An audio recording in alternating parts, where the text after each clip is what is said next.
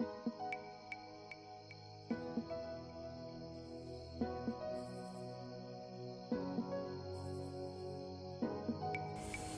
guys, welcome back to Aesthetically Imagined. Yes, you heard correctly, this is a different voice from the one that you're used to hearing in these Plan With Me videos. Janki is much better with doodling and journaling, so she's usually the mastermind behind our bullet journal setups, but this month we'd figured we'd switch things up, so I'm giving it a try. Like I said, I'm not nearly as gifted when it comes to doodling, so I traced out most of my design in advance just to make sure the setup video could go smoothly, so you'll see that throughout the video. So for the month of February, the theme we picked was winter sports. You'll be seeing a lot of ice skates, skis, snowflakes, mountains, things like that. On the cover page, as you can see, I'm drawing out a pair of ice skates. And whenever I think of ice skates, I imagine white ones. So I won't be coloring these in, but I'll just go back in and add a little shadowing into them later. And underneath the ice skates, I'm writing out the word February in an all caps font. I don't know the exact name for this font, but I've always loved using it because it's sleek and simple, but it also has some personality. Then around the word February, I'm drawing out a few snowflakes, and underneath I'm making a little mountain range.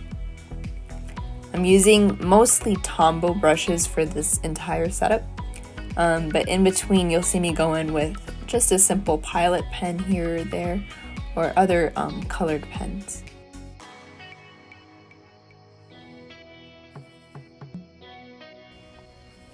Now for the calendar page, I've chosen to keep the design really simple but practical. I'll be tracking events, my to-do list, my habits, memories, and things I'm grateful for all at once. This is similar to the way that I set up my personal journal. So these 2 pages will cover all of those bases for the first week of February, and then theoretically you would continue this layout for the next few weeks until you've set up for all 4 weeks of February. As you can see, my style is very minimalist. I like to keep as many things on one page as possible while still preserving that clean, conservative design. You'll notice I'm using a few different types of bullets. The round ones under each day of the week are going to be for events, and then the squares I want to use to keep track of a few things I'm grateful for each day.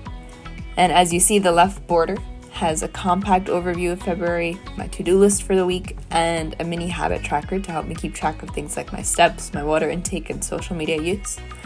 These are just a few things that I usually like to track, but you could fill this area with whatever habits you like to track.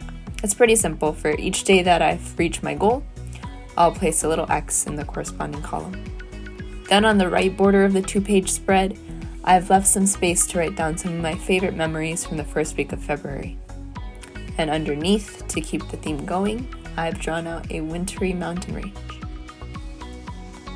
So moving on, I wanted to leave all the productivity on the calendar spread and just use these last 2 pages to get a little creative. So I made a bucket list of some things I'd like to do during the month of February, and I drew out a few doodles to match those activities.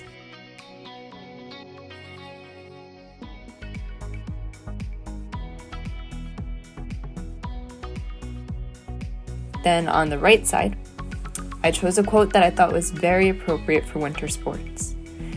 It's not whether you get knocked down, it's whether you get back up. Now, I'm not the greatest ice skater, but I try. And I've learned the hard way that falling is just part of the learning curve. But of course, this quote applies to so much more than just ice skating or skiing, so I liked it a lot and I thought I'd include it in here as a nice reminder.